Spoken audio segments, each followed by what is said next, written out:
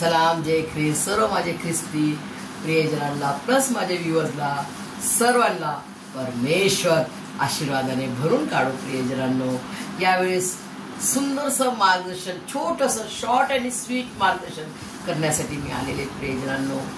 प्रियजनांनो, आम्हाला आजच्या दैनंदिन दिवसामध्ये पुष्कळ आपण लोकांना पाहतो। आमच्या शेजारी, आपण आपल्या शेजारी पाहतो।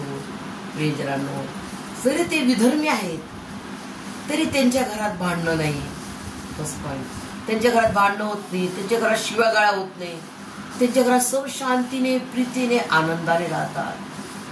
मग माझं मन आत्मा असा म्हणतो की असं काय आहे परमेश्वरा?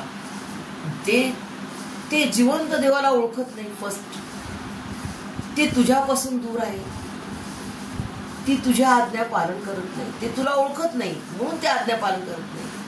परंतु त्यांच्या घरात हे सर्व सर्व काय वस्तू कसे काय मिळतात? आणि मग मी विचार करते, आपल्या घरात का असं नाही? आपल्या घरात का भांडणं, वाद का होतात? का घरामध्ये अशांती असते? का घरामध्ये भांडणं असतात? खूप मन दुखी होऊन जाते आणि एकदम त्रस्त होऊन जाते मी, काय परमेश्वरा?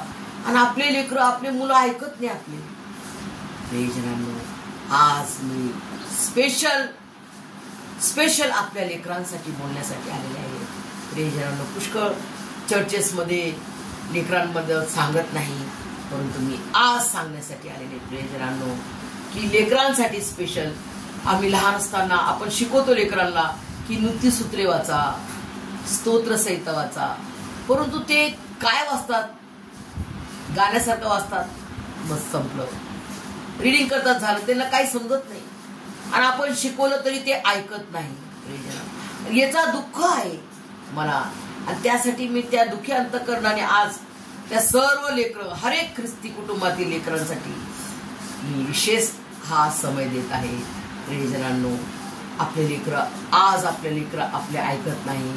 प्रियजनांनो, फार दुःख वाटत आहे, पण त्या सर्व लेकरांसाठी मी आज विशेष करून हा मेसेज, देवाने मला दिलेला मेसेज मी तुम्हापर्यंत पोहोचवते की देवाने आपले आईवडील दिलेत, आपल्या प्रत्येकाला आईवडील दिलेले आहेत।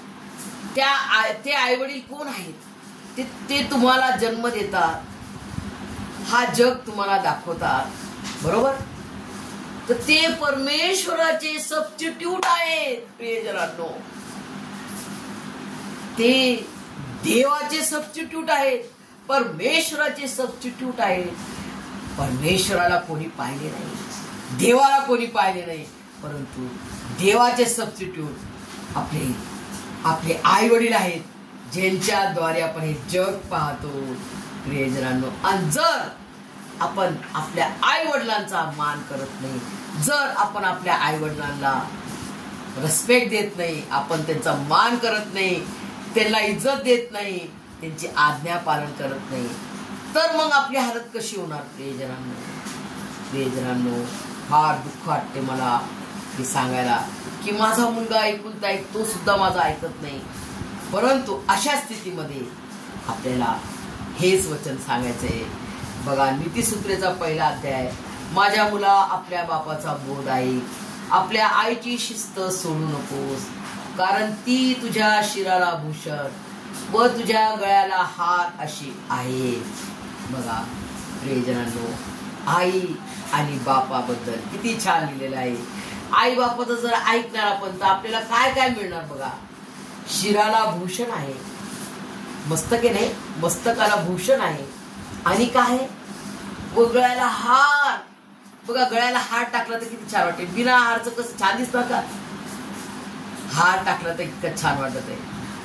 हे वचन आहे प्रियजनांनो, आज तुम्हाला, माझे लेकरांनी हे वचन, परमेश्वर त्यांना ग्रहण करणारा आत्मा देव, स्वीकारणारा, ग्रहण करणारा आत्मा देव।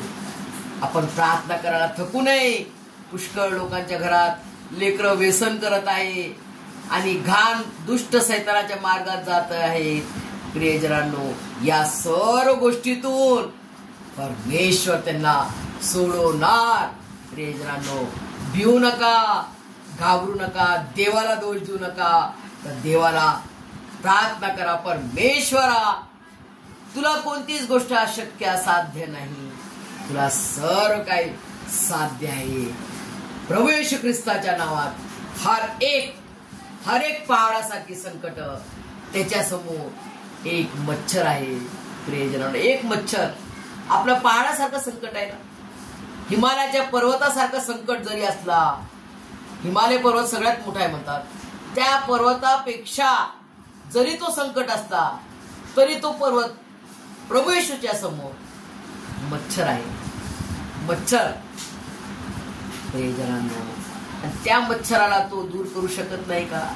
तुमचा किती मोठा रोग असो, कॅन्सर असो, तुमचा लेकरू दारुडा असो, तुमचा लेकरू सिगरेट वाईट मार्गात असो, किती तो तुम्हाला शिव्या देत असो, किती तो तुमच्या संगती घाण वागत असो, कोणते लेकरं आपल्या आई वडिलांना मारतात. प्रियजनांनो, अशा घाण अवस्थेमध्ये आपले ख्रिस्ती समाज आहे.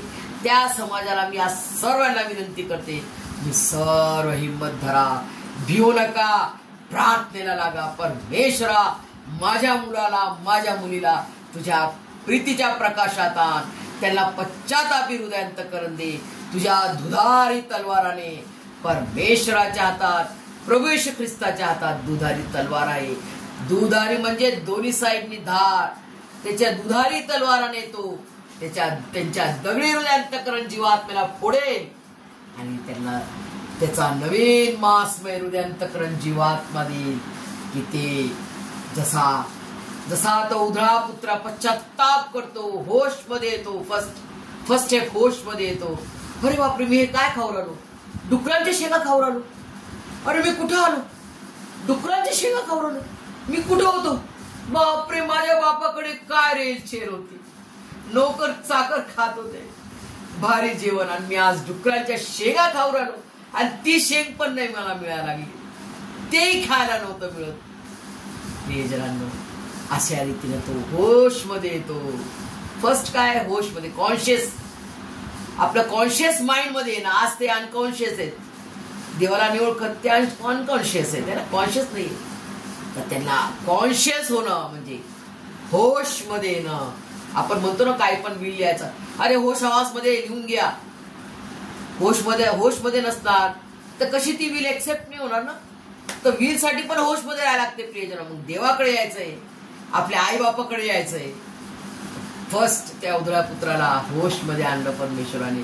होश मध्ये आला आणि पश्चाताप केला त्याने की अरे बापरे, मी आता माझ्या आई बापाकडे जाईल, आता मी माझ्या बापाकडे जाईल आणि मी त्याला क्षमा मागेल.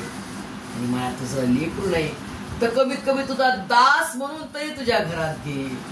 प्रियजनांनो, आज तुम्हाला आणि मला आज आपला जिवंत परमेश्वर प्रभू येशू ख्रिस्त म्हणत आहे, तुमच्या लेकरांसाठी, आपल्या लेकरांसाठी आपण प्रार्थना करू आणि पूर्ण विश्वास ठेवून, भक्कम विश्वास ठेवून, पहाडासारखा जरी संकट असले, मुलगी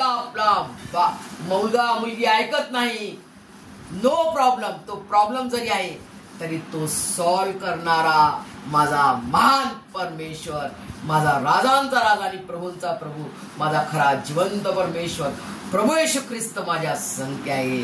मी त्याच्याकडे प्रार्थना करेन आणि येशूच्या नावात ह्या पहाडासारख्या संकटाला नासोरी येशूच्या नावात तो दूर करेल. हा मला 100% गॅरंटी आहे. माझ्या प्रभू येशू वस्तीवर मला पूर्ण गॅरंटी आहे. मी ती प्रार्थना कंटिन्यू करणार, थांबणार नाही, हारणार नाही. कारण की माझ्या परमेश्वराने, माझा परमेश्वर विजयशाली जिवंत परमेश्वर प्रभू येशू ख्रिस्त आहे.